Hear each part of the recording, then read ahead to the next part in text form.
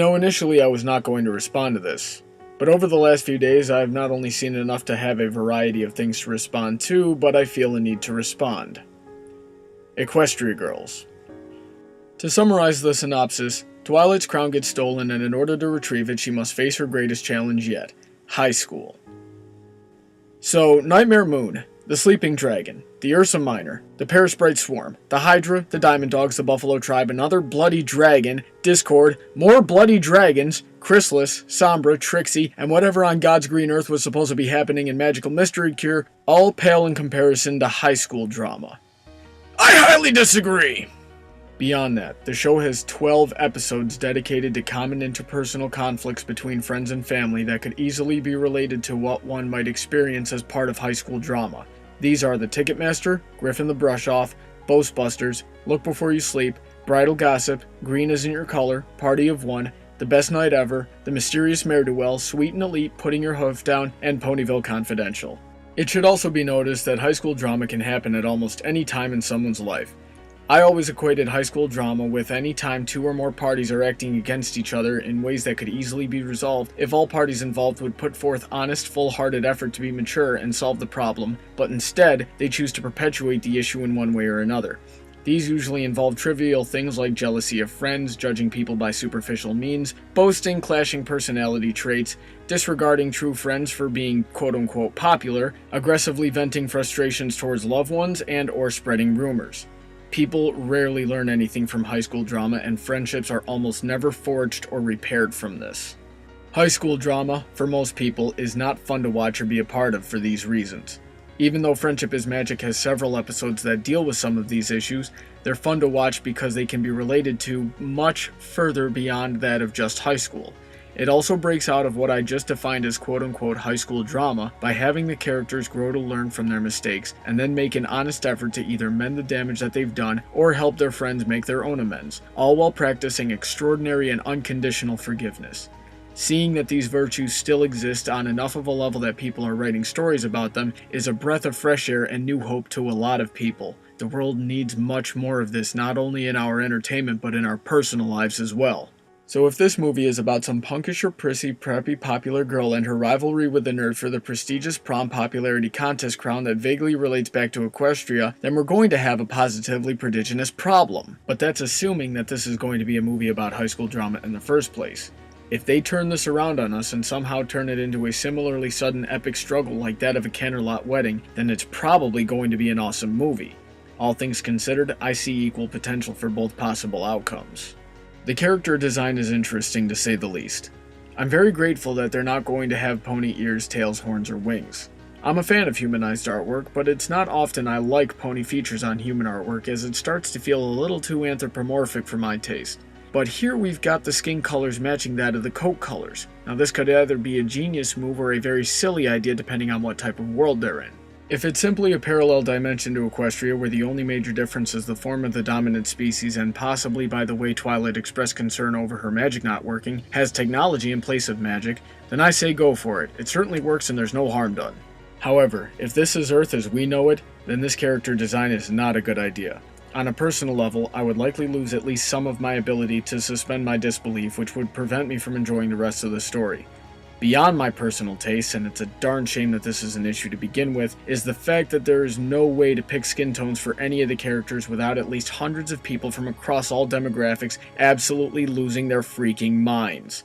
Again, I enjoy seeing how different artists and different artistic styles imagine what the characters would look like as humans, but the arguments that get started when one of the characters has too much or not enough melanin, according to someone else's humanized headcanons, are absolutely disgraceful. So in order to avoid that, DHX and Hasbro would have had to keep the skin colors the same as the pony's coat colors. But if this is a movie about high school drama and add the character design on top of it, we're not watching the show that we came to love anymore. Now we're watching Doug. And Doug was not a good show. Doug was boring at its best.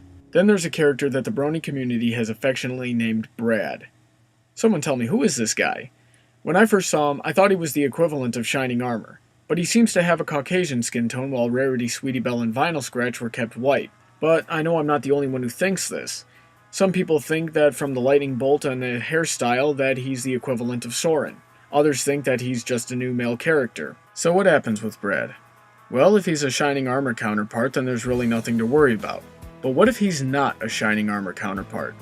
If he ends up simply being a friend that's a guy, that's cool. There is such a thing as co-ed friendships, and there's nothing wrong with that. Some people are worried about him being a love interest, though. It's an understandable worry, but I wouldn't have a problem with it as long as they establish it correctly and treat it well, which is something that the writers have shown time and time again that they are perfectly capable of doing with other potentially sensitive subjects. Where it could all go horribly wrong is if this turns into the typical high school drama love interest. Now not only are we watching Doug, but we're also possibly crossing over into second generation territory. A lot of these concerns stem from two things. One being that this is labeled canon by the staff, and the other being that this is said to be marketed towards an older audience. The worry that relates this to being canon is usually rooted in a fear of how this could affect the future events of the show. The concern of who the demographic claims to be geared towards is the root of the potential where everything could go wrong about this. The simple term older demographic implies that instead of aiming for girls aged 6 to 12, you're looking for 13 to 18. This is where the audience is far more likely to enjoy high school drama. Pulling my personal experience into this, most people I've met who actually enjoy MTV reality shows fall into this age group. A lot of bronies are worried that Equestria Girls is going to be everything that I stated could go wrong with it. That is why those opposed are so vocal, as it would be at least one giant step backwards for the franchise. Now we get into the real meat of this video, brony drama in general. Like I said, my original plan was to wait until the movie came out and see what others thought of it before seeing it myself and then addressing the various opinions I had seen before going into it. But Memebase in my Twitter feed absolutely exploded with complaints. Saberspark released a video making fun of those who complained, and then I read that some of the staff were considering leaving the show over reactions that they had received. Then even more people started going against those who complained. Now I feel I must speak.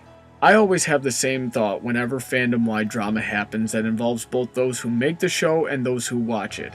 It's not something that I've ever heard vocalized before, so I'm assuming my opinion is at least relatively unique.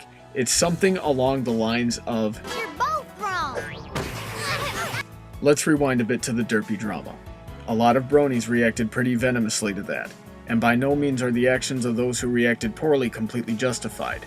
But the fact of the matter is that the fanbase was given a gift from the staff, and then for whatever reason, be it Amy Keaton-Rogers accidentally offending herself and learning what the original connotation for the word derp was, the voice actress believing that she was playing a cult and then felt a need to fix a character's voice, the 14 emails Hasbro received expressing offense to the character despite the over 300 they received in thanks, or any combination of these factors.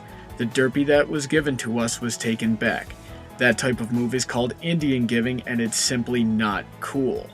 Getting at least a little bit upset for being given a gift that you are grateful for, only to have it retconned and taken away, is perfectly normal. Fast forward from there to Fighting Is Magic getting cancelled. It's a very similar situation. We thought Hasbro was cool with having an independent fanbase for their franchise, and a lot of people, myself included, were really looking forward to the game. But then they received their cease and desist letter, and Main 6 promptly shut themselves down. I still believe that Hasbro should have left the perfectly legal fan project alone, and Main 6 should have kept on trucking regardless of what they received. Again, nobody reacted well. Fast forward again to Princess Twilight. While I've seen some interesting headcanon justifications for this and have been enlightened to the potential that it could have down the road, the fact remains that the Season 3 finale stands now as the only episode in the canon that has a simply terribly written story that leaves too many questions. Even according to some of the writers, they weren't certain on how to fill these gigantic plot holes in that episode. This is not good storytelling, and regardless of the potential that the concept has, the fact of the matter is that from here until that potential is realized, you're recovering from a wicked literary faceplant. It's a giant step backwards from the well-developed characters and believable stories that bronies have become accustomed to, and it's all for the purpose of merchandising. But even with all that said, I believe that I overreacted to it to a certain degree. Other bronies had reactions so much worse than mine that it makes me wonder if they really liked the show to begin with and weren't simply jumping on something that looked like it was becoming a popular trend. If you're the type of person that overreacts like that, all I can say is stop doing that. And now we have Equestria Girls. Bronies are not reacting well to it. And just like I said a few seconds ago, they need to stop. We are almost literally the last fandom that should ever complain about something we haven't seen yet, as the hypocrisy would be nearly immeasurable. It's understandable if red flags are being raised in your head and you want to express your concerns, but do not send mean messages to the staff over it. Bronies thought Equestria Girls was going to be a spin-off show, but the good news was that we were getting a pony movie. Then it turned out that our pony movie was Equestria Girls, and Equestria Girls shows great potential for going horribly wrong. If it does, it will be taking another giant step backwards for the franchise. A lot of people enjoy being bronies. It brings a lot of good to their lives. They probably fear the risk of losing that if the show goes bad. Now we're crossing back over into Indian giving. With that in mind, if you write tweets and make videos about the rabid bronies that are making a bigger deal out of this than it should be, a lot of people are going to think that you believe this way of them or of the brony community in general, simply because you almost always fail to specifically address the minority who are acting venomously. Then, on top of how goofy and difficult to watch these videos of you are making yourself look pretentious beyond all proper description. This is something I see AC Racebest and Saberspark do more than any other brony podcaster. And to the staff that have considered leaving the show, I'll be honest, I don't know who you are, as I haven't seen any names, and that's probably a good thing. However, if I had to guess, I would guess that it's the ones that have said in the past that they would rather write for the show's originally intended demographic. When you write for little girls, especially with the mentality that every little girl wants to be a princess, and furthermore, when you know you have a very, very, very wide variety of demographics in your audience, you're going to single out a lot of them. You're going to be more likely to write high school dramas like what people are afraid Equestria Girls is going to become. It's simply how things work. Please make peace with that when you make these decisions. That being said, when people outside those who you want to write for are complaining about your work, it shouldn't bother you. Be bothered when those who you are writing for don't appreciate your work. Otherwise, own it and go forward with confidence. You've worked hard to be where you are, and others would commit absolute atrocities for the chance to be where you are. Do not squander it by allowing yourself to be affected by hurtful words from people that you weren't trying to impress in the first place. Friendship is Magic was brought about with a desire to teach good morals through balanced characters and believable stories that could be applied to people in all walks of life, using a writing style that could be enjoyed by people across all age groups in hopes that families would enjoy the show together. It succeeded in that and so much more. The show has had a positive impact on many people's lives. The staff is aware of that. Hasbro, if they aren't already aware of that, should be, and they should be grateful for it, because I refuse to believe that they don't feel it, at least with the extra weight in their wallets. The staff has done a great job, and I thank them immensely for it. For our sake and yours, don't change that. Keep up the good work. Continue to make a quality show that teaches good lessons that can be enjoyed by everyone. Let the fan base expand and be interactive with you while continuing to be self-sustaining. We don't need to be pandered to, and for the sake of saving time, I'm going to assume that I have an intelligent audience that understands what I mean by pandering. But if you write while keeping in mind those who watch your show who are outside Corporate Commander's originally intended demographic and do not fall into old useless stereotypes that we've been doing such a great job of breaking away from so far, we'll all be able to continue enjoying doing what we do for a very long time. Continue doing what Laura and Faust started doing. Have a love for your franchise, have a love for your product, have a love for your audience. As for the rest of us bronies, let's be grateful for what we've got and allow the good people on staff to continue to do their jobs. Let's remember to be civil and live up to our original mantra of love and tolerance. I intend on sticking around as long as possible. I intend to continue to keep my mind open and relish the days when I am impressed. With that said, there's only one way to face the problems of the past, the Equestria Girls of the present, and the problems of the future. By charging in head first and ready for everything both good and bad. Ready, chums? Let's do this! Princess Celestia! Don't you mean Leroy Jenkins? I know what I said. If you have a topic on bronies, ponies, news, or anything in general that you would like to hear discussed, or if you have an episode, fanfiction, product, or anything else you would like to hear reviewed, send me a YouTube message or leave a comment below. You can also drop comments, questions, topic suggestions, and review suggestions by liking Brony Debates on Facebook, following on Twitter, or sending an email to bronydebates@yahoo.com. Have a great day, and I look forward to speaking with all of you soon.